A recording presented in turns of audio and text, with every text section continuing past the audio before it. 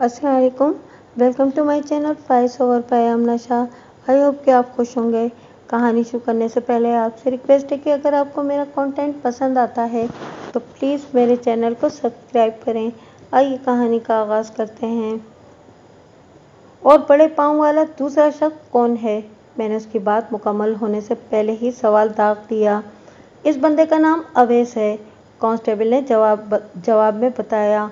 अवैस की उम्र 22 साल, कद 5 फीट 11 इंच और जूते का नंबर तकरीबन 10 है।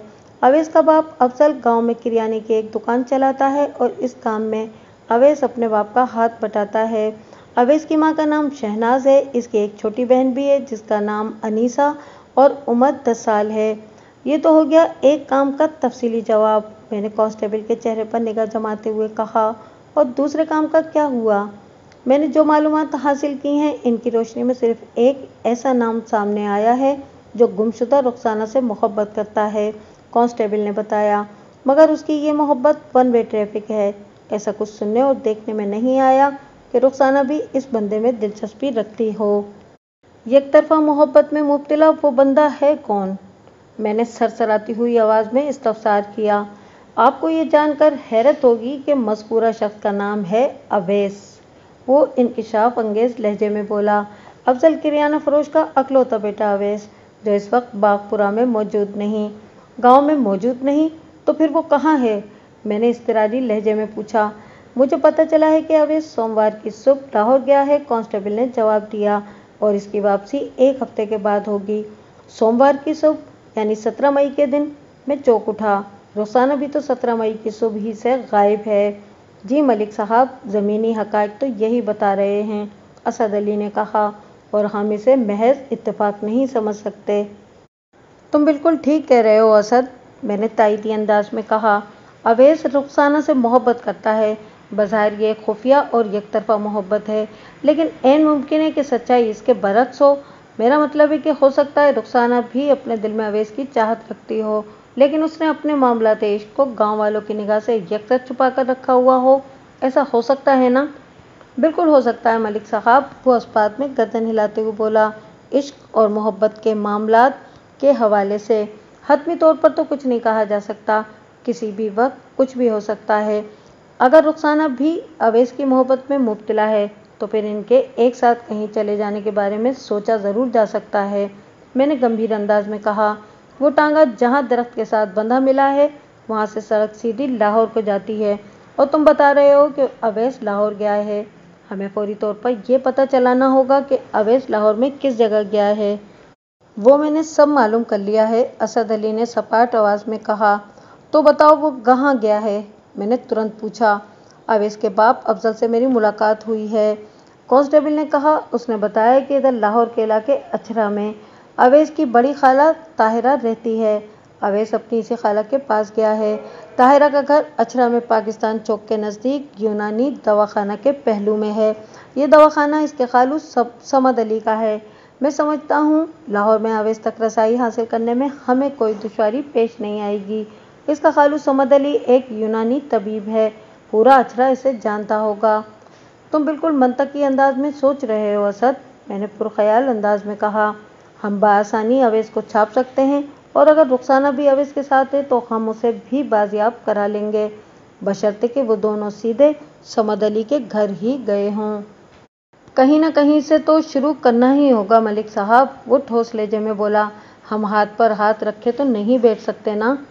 असद अली, इस काम की शुरुआत हो चुकी है, मैंने पुरअज़्म लहजे में कहा। बस इसमें तेज़ी भरने की ज़रूरत है। हम दोनों थोड़ी देर में लाहौर के लिए रवाना हो रहे हैं। रुखसाना के साथ ही गूंगा पहलवान भी गायब हुआ है। अगर रुखसाना मिल गई तो गूंगा भी हमारे हत्थे चढ़ जाएगा। मैंने चौधरी बशारत से इसके साले का एड्रेस ले लिया है। वो लाहौर के इलाके गढ़ी शाहू में रहता है। रुखसाना का ये मामू एजाज अली लोकल गवर्नमेंट में कोई अफसर है। लाहौर में हमारी यही 2 मंजिलें होंगी, बात की बाद में देखी जाएगी। अगर गुमशुदा रुखसाना अछरा या गढ़ी शाहू में ना मिली तो फिर सोचेंगे कि आगे क्या करना है।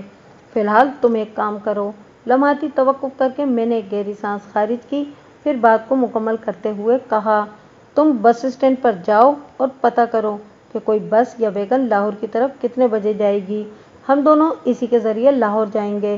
तुम मेरी बात समझ रहे हो ना? समझ गया मलिक साहब। वो एक झटके से उठ खड़ा हुआ। मैं अभी मालूम करके आता हूँ। कांस्टेबल असद अली के जाने के बाद मैंने हवलदार बशीर हुसैन को अपने पास बुला लिया। बशीर हुसैन की उम्र कमोबेश 40 साल थी। वो एक फर्शनास हवलदार था और मेरे स्टाफ में सबसे सीनियर भी।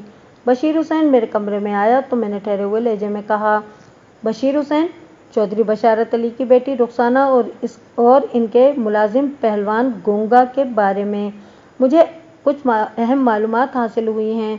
मैं इनकी तलाश में लाहौर जा रहा हूँ। मेरी गैर मौजूदगी में तुमने थाने के मामलात को संभालना है। आप बेफिक्र होकर जाएं मलिक साहब। वो गहरी संजीदगी से बोला, मैं कोई शिकायत पैदा नहीं होने दूंगा। फिर उसने मुझसे पूछा, क्या आप अकेले ही लाहौर जाएंगे? नहीं, कांस्टेबल असद अली भी मेरे साथ जाएगा, मैंने साफगोई का मुजाहरा करते हुए कहा। मैंने इसे लाहौर जाने वाली ट्रांसपोर्ट के बारे में मालूमात हासिल करने के लिए बस स्टैंड भेजा है। जी ठीक है, वो इस बात में गर्दन हिलाते हुए बोला। एक बात का खास तौर पर ख्याल रखना बशीर हुसैन, कि हमारा लाहौर मिशन टॉप सीक्रेट है। किसी को उसकी हवा नहीं लगना चाहिए। मैंने राजदाराना अंदाज में कहा। इस दौरान में ऐन मुमकिन है कि चौधरी बशारत या इसका कोई बंदा मुझसे मिलने थाने आए। तुमने उन्हें बड़ी खूबसूरती से हैंडल करना है। किसी को हरगिज़ ये खबर नहीं होना चाहिए कि मैं लाहौर गया हुआ हूँ। तुम हस्ब ज़रूरत कोई भी बहाना कर सकते हो। ये राजदारी सिर्फ चौधरी बशारत अली और बागपुर के वसनीकों तक महदूद है या इस हवाले से हमारे थाने का अमला भी शामिल है? हवलदार ने एक अहम सवाल किया। जहाँ तक भी मुमकिन हो राजदारी बरती जाए, मैंने दो टोक अंदाज में कहा, खुसूसन चौधरी और उसके इर्द गिर्द वाले तमाम अफराद से। समझ गया जनाब, उसने पूरे एतमाद लहजे में कहा और फिर पूछा, आपकी वापसी कब तक होगी? मेरी कोशिश होगी कि आज ही लौट आऊं, मैंने जवाब दिया। आगे जो अल्लाह को मंजूर। ठीक है जनाब, इंशाल्लाह मैं अपनी कारकर्दगी से आपको मायूस नहीं करूंगा, हवलदार ने मजबूत लहजे में कहा। मेरे थाने और बस स्टैंड के बीच टांगा स्टैंड था, यानी थाने से बस स्टैंड जाकर वहाँ से बस की मालूमात हासिल करके वापस आने में ज़्यादा से ज़्यादा 10 मिनट लग सकते थे। लेकिन जब असद अली की वापसी 1.5 घंटे के बाद हुई तो मैं उस पर बरस पड़ा। तुम बस का टाइम मालूम करने गए थे या लाहौर तक बस का सफ़र नापने? मैंने खफगी आमेज लहजे में कहा। तुम 8 बजे गए थे और अब 9:30 बज रहे हैं। इतनी देर कहाँ और क्यों लगी? इस ताख़ीर के लिए मैं माजरत ख़्वाह हूँ मलिक साहब, वो नदामत आमेज लहजे में बोला।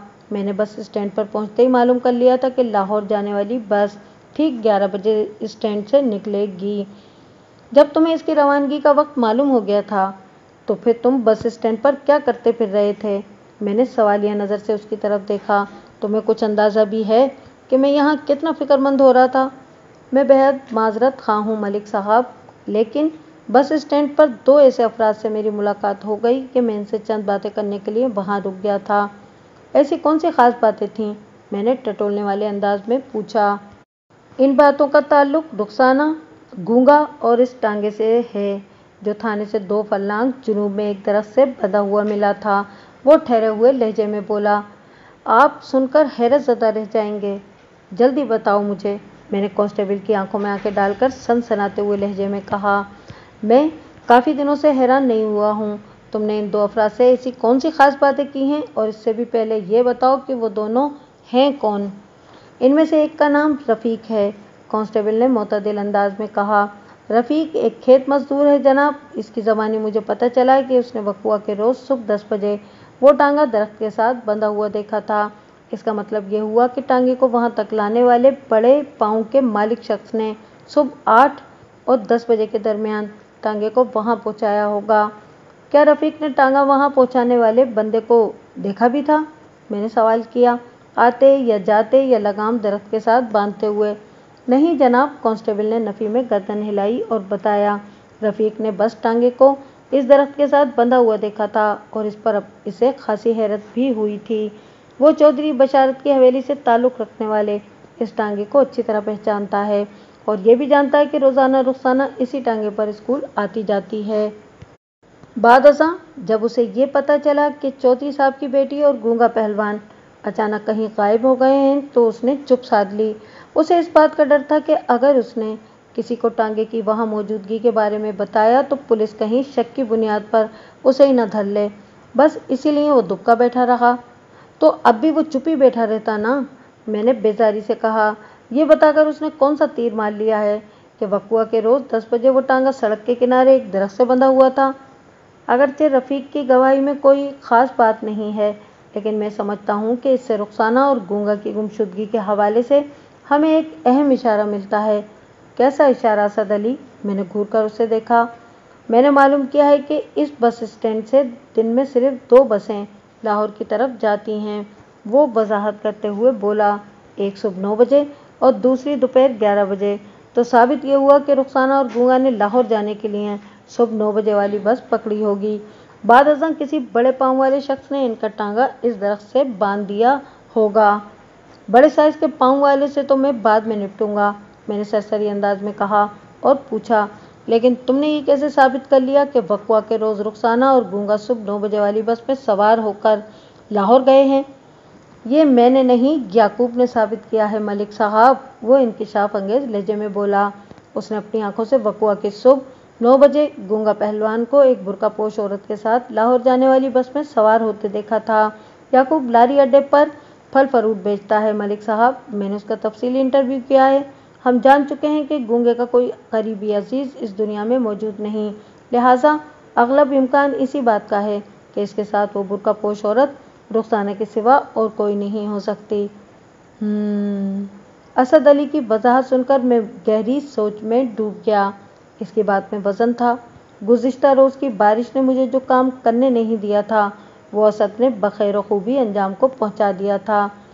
तो ठीक है, हम दोनों 11 बजे वाली बस से सवार होकर लाहौर जा रहे हैं, मैंने फैसला कुन अंदाज में कहा, ये मालूम करने के गूंगा के साथ बस में बैठने वाली वो बुर्का पोश औरत चौधरी बशारत अली की बेटी रुखसाना ही थी या कोई और। इसके साथ ही हमें यह भी पता चलाना है कि अफजल किरियाना फरोश का आशिक मिजाज लड़का लाहौर अकेला ही गया या इसके साथ रुखसाना भी थी। हमारा असल टारगेट रुखसाना है और हम अपने टारगेट तक पहुंचकर ही रहेंगे। तुम ज़रूरी तैयारी कर लो, बस हम निकल रहे हैं। जो हुक्म मलिक साहब, वो मुस्तैदी से बोला। बस ने ज़ोहर की नमाज के बाद हमें बादामी बाग लाहौर के जनरल बस स्टैंड पहुंचा दिया। बादामी बाग से गढ़ी शाहू का इलाका अछरा की बनिस्बत काफ़ी नज़दीक था, लिहाजा मैंने अपनी तहकीक का आगाज़ गढ़ी शाहू से करने का फैसला किया और कोई भी अमली कदम उठाने से पहले मुतालिका थाने जाकर अपनी हाज़िरी लगाई और मज़कूरा थाने को अपनी लाहौर आमद की गर्ज़ व गायत से आगाह किया। इसके बाद मैंने चौधरी बशारत अली के साले एजाज अली की रिहाइशगाह का रुख किया। मलिक साहब, अभी दफ्तरी औकात ख़त्म नहीं हुए, असद अली ने मुझसे कहा। अगर हम एजाज अली के ऑफिस जाकर इससे पूछताछ करते तो ज़्यादा मुनासिब नहीं था? मैं कदरे मुख्तलिफ अंदाज में सोचता हूँ, मैंने गहरी संजीदगी से कहा। अगर ये बात दुरुस्त है कि रुखसाना को गूंगा या अवैस के साथ या फिर अकेली ही एजाज अली के पास आई है, तो इस वक्त इसे गढ़ी शाहू वाले घर पर होना चाहिए। हम एजाज अली के दफ्तर जाकर इससे सवाल जवाब करने के बजाय अगर इसके घर पर छापा मारें तो रुखसाना से मुलाकात के ज़्यादा इम्कानात हैं। ये तो आप बिल्कुल दुरुस्त कह रहे हैं मलिक साहब, वो पुरसोच अंदाज में बोला। लेकिन एक मसला है। कैसा मसला? मैंने चौंक कर उसकी तरफ देखा। मसला ये है कि ये बात तो तय है कि रुखसाना अपने घर वालों की मर्जी से लाहौर नहीं आई। इसकी आमद को घर से भागने के ज़ुमरे में रखा जा सकता है। इस बात से कोई फ़र्क नहीं पड़ता कि वो गूंगे के साथ भागी या अवैस के हमरा। वो अपने जहन की उलझन को मेरे सामने बयान करते हुए बताने लगा। मैं ये समझता हूँ कि ऐसी सूरत में वो अपने मामू एजाज अली के पास तो हरगिज़ नहीं आ सकती। तुम्हारी बात में वज़न है असद, मैंने सताइशी नज़र से कांस्टेबल की तरफ देखते हुए कहा। हमारी तफ्तीश इस वक्त हालात व वाक़ियात और इम्कानात की रहीन मिन्नत है। सच्ची बात तो यह है कि हम नहीं जानते गूंगा पहलवान और रुखसाना कहाँ गायब हुए हैं और वो एक साथ हैं भी या नहीं। चौधरी बशारत की फराहम करदा मालूमात और अपने इलाके में की जाने वाली हमारी तफ्तीश हमें कोई वाज़ेह इशारा नहीं देती, बस एक मोहम सी उम्मीद अवैस के हवाले से है। हम यकीन के साथ कह सकते हैं कि अवैस 17 मई की सुबह घर से लाहौर जाने के लिए निकला था और एक हफ्ते के बाद यानी 24 मई को उसकी वापसी होगी। हमारा ये यकीन भी अवैस के बाप अफजल के बयान का मोहताज है। हम दावे के साथ नहीं कह सकते कि अवैस घर से निकलने के बाद सीधा लाहौर ही आया है या कहीं और निकल गया है। और ये कि रुखसाना भी उसके साथ है या नहीं। तो असद अली, लम्हाती तवक्कुफ करके मैंने एक बोझल सांस खारिज की, फिर अपनी बात मुकम्मल करते हुए कहा, मैं तुम्हारे ही अल्फाज दोहराता हूँ, और वह ये कि हमें कहीं ना कहीं से तो शुरू करना ही है। गढ़ी शाहू में अगर हमें कामयाबी हासिल ना हुई तो हम अचरे का रुख करेंगे। इसके बाद चल सो चल। अगर इंसान मुसलसल चलता रहे तो एक दिन ज़रूर अपनी मंजिल पर पहुंच जाता है। हम बातें करते हुए एजाज अली के घर पहुंच गए। गढ़ी शाहू में चौधरी बशारत अली के साले साहब की रिहाइशगाह 2 सिनेमा हाउस के नज़दीक थी। अगर मेरी याददाश्त साथ दे रही है तो इन सिनेमाज के नाम ताज और क्राउन थे। हम दोनों इस वक्त अवामी लिबास में थे। असद, तुम दरवाजे पर दस्तक दो, मैंने कहा। तुम्हारा नाम साबिर अली है और मैं आरिफ हुसैन हूँ।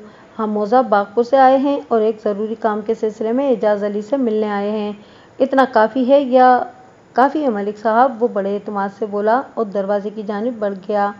एजाज अली एक सरकारी अफसर था और इसने घर के बैरूनी दरवाजे पर डोरबेल नस्ब करवा रखी थी, लिहाजा असद अली को दस्तक नहीं देना पड़ी। उसने सीधा डोरबेल पर उंगली रख दी। 15-20 सेकंड के बाद एक नौजवान दरवाजे पर नमूदार हुआ।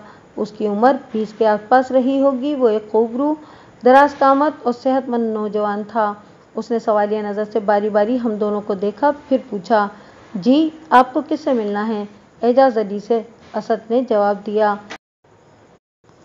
अबू तो ऑफिस में हैं, उसने बताया। आप कौन हैं, कहाँ से आए हैं और आपको अबू से क्या काम है? इस नौजवान के पहले 2 सवालात का जवाब असद अली ने दिया। उसके साथ ही मैं बोल उठा, बरखुरदार, हमें तुम्हारे अब्बू से काम है तो ज़ाहिर है बताएंगे भी एजाज अली को ही। क्या तुम्हारे घर में बैठने की कोई जगह है? हम एजाज अली का इंतज़ार कर लेंगे। अली, बाहर कौन है? इस नौजवान के अकब में घर के अंदर एक इस्तफसारिया निस्वानी आवाज़ उभरी। तुम किससे बातें कर रहे हो? अम्मी, बागपुर से 2 बंदे अब्बू से मिलने आए हैं। अली के नाम से पुकारे जाने वाले इस नौजवान ने अपनी माँ को बताया। मैं इन्हें पहचानता नहीं और ये घर के अंदर बैठकर अब्बू का इंतज़ार करने की बात कर रहे हैं। इन्होंने अपना नाम आरिफ हुसैन और साबिर अली बताए हैं। बहन, मैंने खकार कर गला साफ करने के बाद बावाज़ बुलंद कहा, वहाँ बागपुर में चौधरी बशारत अली एक मुश्किल में फंस गए हैं। इन्हीं का मसला हल करने के लिए हम यहाँ आए हैं। जब तक एजाज अली ऑफिस से आते हम आपसे बात कर लेते हैं। मेरी बात के जवाब में घर के अंदर लम्हाती सुकूत तारी हो गया। फिर मिसेस एजाज अली ने अपने बेटे से कहा, अली, दोनों मेहमानों को बैठक में बिठाओ, मैं 10 मिनट में आती हूँ। अपनी माँ के एकामात की तामील में अली नामी इस नौजवान ने हमें बसद एहतराम अपनी बैठक में बिठा दिया। वो एक आरास्ता व पैरास्ता शानदार ड्राइंग रूम था। बाद अज़ा मालूम हुआ कि इस नौजवान का पूरा नाम अली रज़ा था और वो एक मकामी कॉलेज में FSC कर रहा था। मुस्तक़बिल में उसका इरादा इंजीनियर बनने का था। चंद मिनट बाद एक बापर्दा खातून ट्रे उठाए बैठक में दाखिल हुई। उसने दुपट्टे को इस तरह पहन रखा था कि सिर्फ उसके दोनों हाथ और चेहरा खुला हुआ था। ट्रे के अंदर शरबत से भरा एक जग और 2 गिलास रखे हुए थे। इस खातून ने मज़कूरा ट्रे को मेज़ पर रखा, फिर हमारे सामने सोफे पर बैठते हुए अपने बेटे से कहा, अली, मेहमानों को शरबत पेश करो।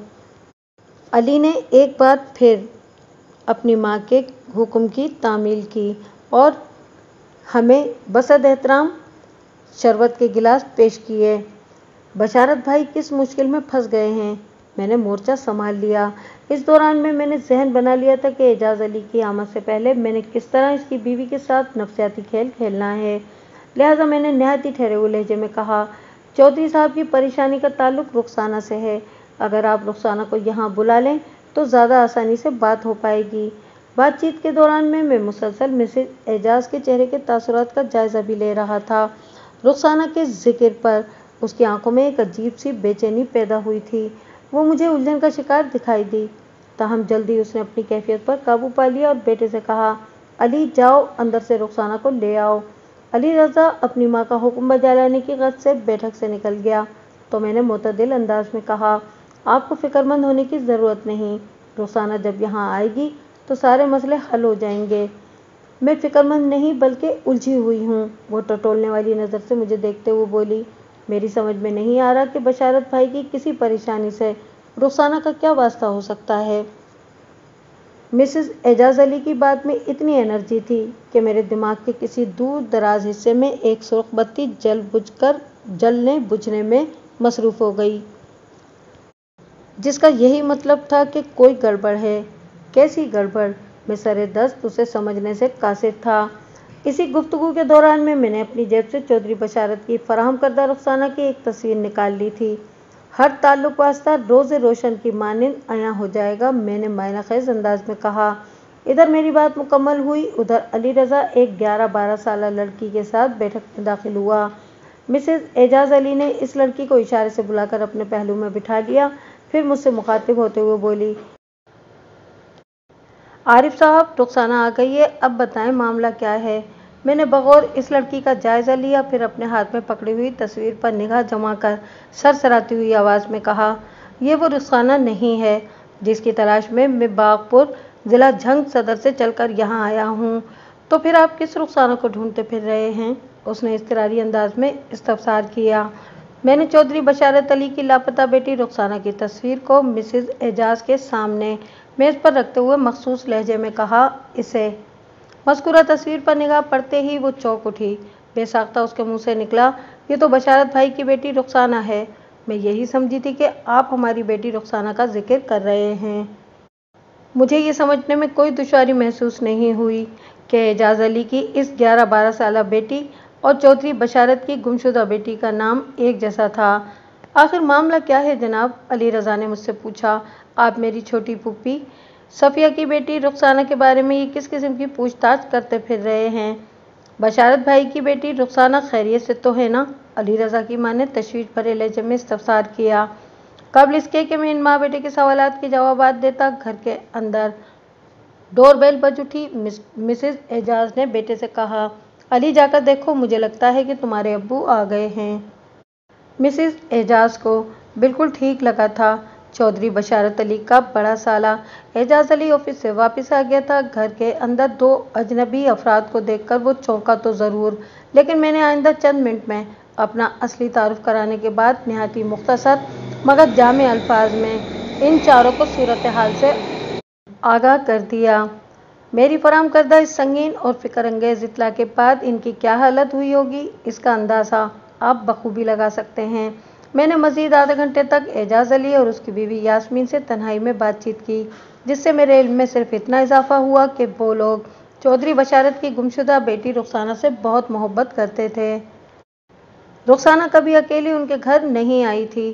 چودھری بشارت اپنی بیٹی کو ڈاکٹر بنانا چاہتا تھا اور ان سالے بہنوئی میں یہ طے ہو چکا تھا کہ میٹرک کرنے کے بعد رخسانہ لاہور کے کسی کالج میں داخلہ لے گی اور ان کے گھر میں رہائش اختیار کرے گی، اور جب تک وہ ڈاکٹر نہیں بن جاتی وہ ان کے پاس لاہور ہی میں رہے گی، اور یہ کہ وہ لوگ رخسانہ کی اس پراسرار گمشدگی کے بارے میں کچھ نہیں جانتے تھے، وغیرہ وغیرہ۔ میں نے ان لوگوں کو اویس کے بارے میں کچھ بھی نہیں بتایا تھا، اور اس کے دو اہم اسباب تھے۔ نمبر ایک، ابھی تک ہمیں جو اطلاع ملی تھی اس کے مطابق اویس کی محبت یک طرفہ تھی، لہٰذا اویس اور رخسانہ کی محبت کا ڈھنڈورا پیٹنا ایک نامناسب اور غیر اخلاقی فعل ہوتا۔ نمبر دو، میں نے تنہائی میں اعجاز اور یاسمین سے بات چیت کے دوران میں یہ محسوس کر لیا تھا کہ وہ لوگ مستقبل میں ڈاکٹر رخسانہ اور انجینئر علی رضا کی شادی کے خواب بن رہے تھے، لہٰذا جس معاملے کا میرے پاس کوئی ٹھوس ثبوت نہیں تھا